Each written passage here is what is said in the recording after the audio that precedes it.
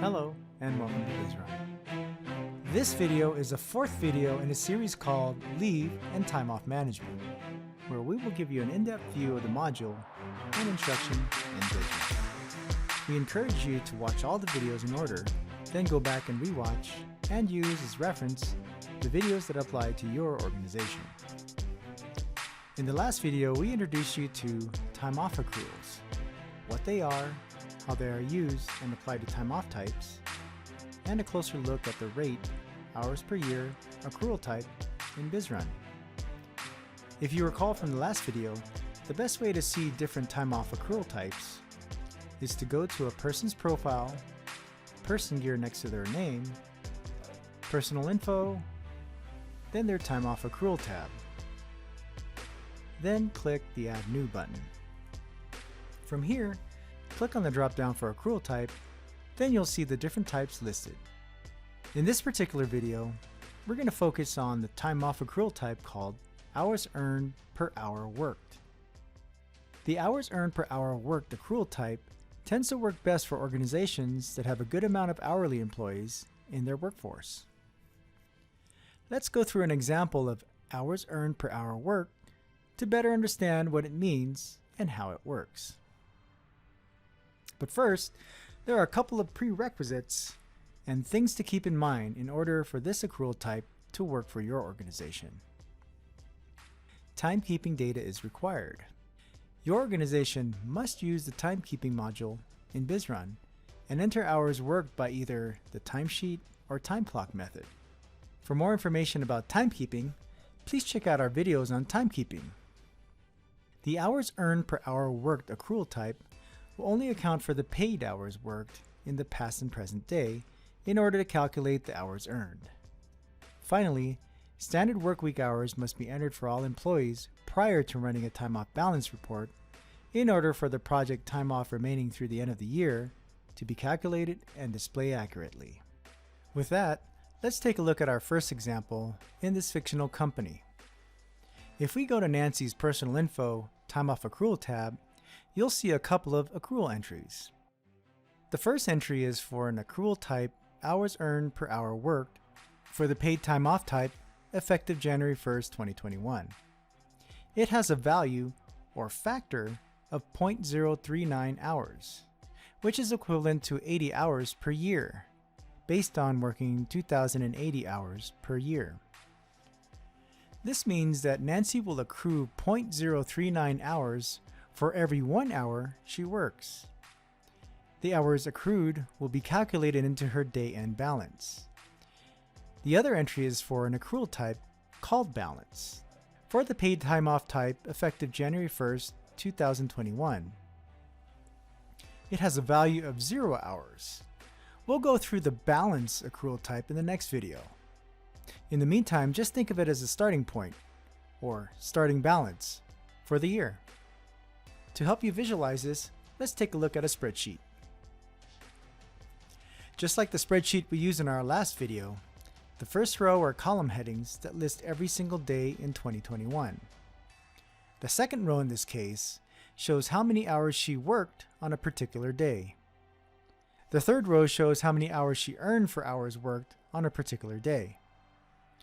And the fourth row shows the cumulative, or sum of the hours, at the end of the day.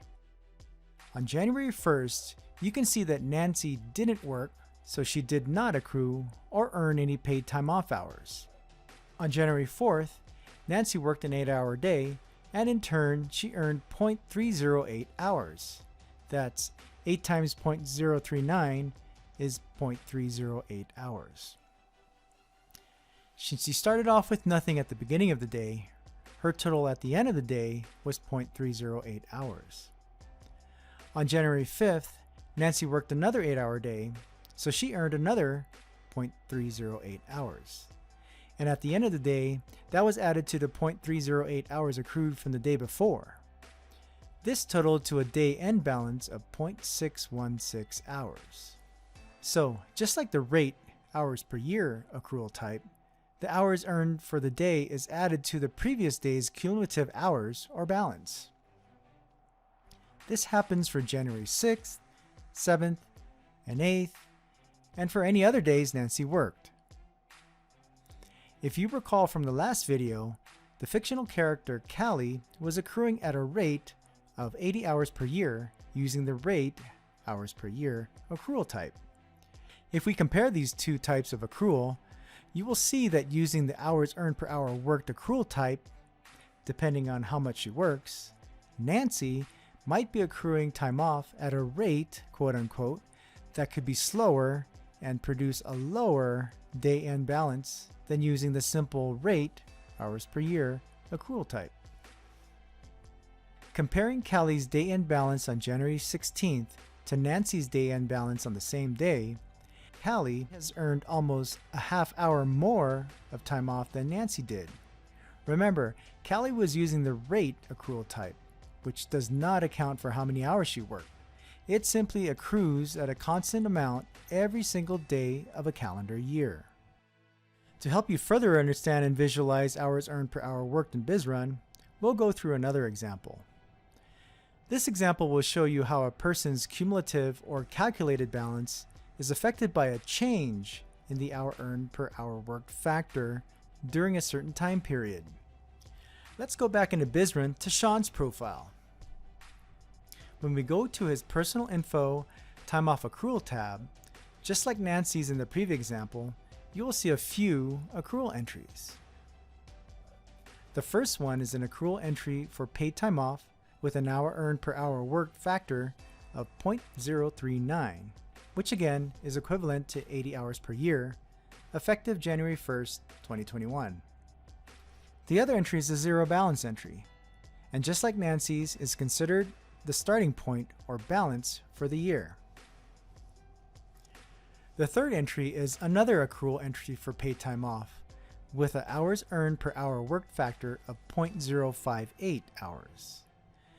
This is equivalent to 120 hours per year, again based on working 2080 hours in the year, and this is effective January 20th, 2021.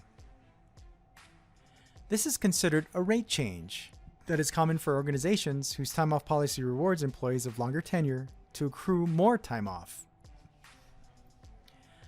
So what these entries mean is Sean starts earning paid time off at a rate with a factor that is equivalent to 80 hours per year starting January 1st, 2021. Then, on January 20th, 2021, he would be earning at a higher rate. So again, for every hour worked, he will earn even more time off than he had been earning prior to this date. To help you visualize this, let's take a look at a spreadsheet. This time, we'll show both Nancy and Sean on the same spreadsheet so we can compare their calculated daily balances. As you can see, on January 4th, both Nancy and Sean worked 8 hours and earned 0.308 hours.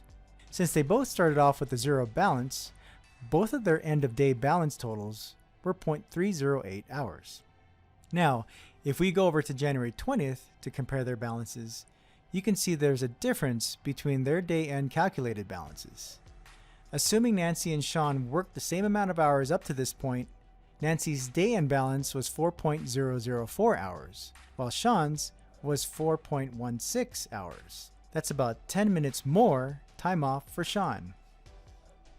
So that's what changing the factor, or adding an increased time off accrual entry for hours earned per hour worked, will do for a person's calculated balance.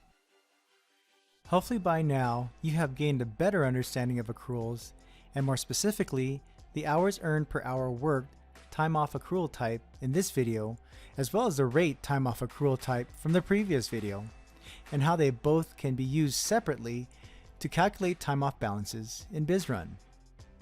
While the spreadsheets we use in the examples may help you visualize what BizRun's Leave and Time Off module is doing behind the scenes, running reports, again like the Time Off Balance report we ran in the last video, will give you information that will help you and your people make decisions about taking leave and time off.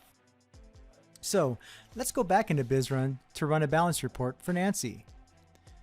This time, we're going to be logged in as Nancy to show you another way for a person to run this particular report for themselves. To run it as Nancy, she would go to her profile to request time off. When the form pops up, she would simply click the Balance button on the top left. Note, this can also be done using BizRun's mobile app.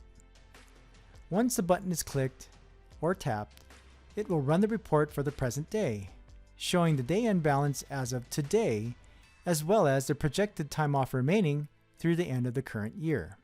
The day-end balance, as we saw from the spreadsheet examples, are calculated by how many hours Nancy worked to date. The projected time off remaining not only takes into account the time off Nancy has planned in the future, but it is important to note that it is also calculated by using the standard work week hours, which for Nancy was designated as 40. Again, the information from this report is useful as it not only shows her current balance at any point in time, but it also shows the amount of hours that Nancy could accrue by the end of the year if she works the typical 40 hours per week from this time until the end of the year. By running reports, like the Time Off Balance Report, BizRun can help you and your people make important decisions and manage your leave and time off. And that's taking a deeper look into the hours per hour worked accrual type in BizRun. Be sure to check out our next video in the Leave and Time Off Management Instructional Series, where we will be discussing the next time off accrual type called Balance. Hope this helps. Thank you for watching.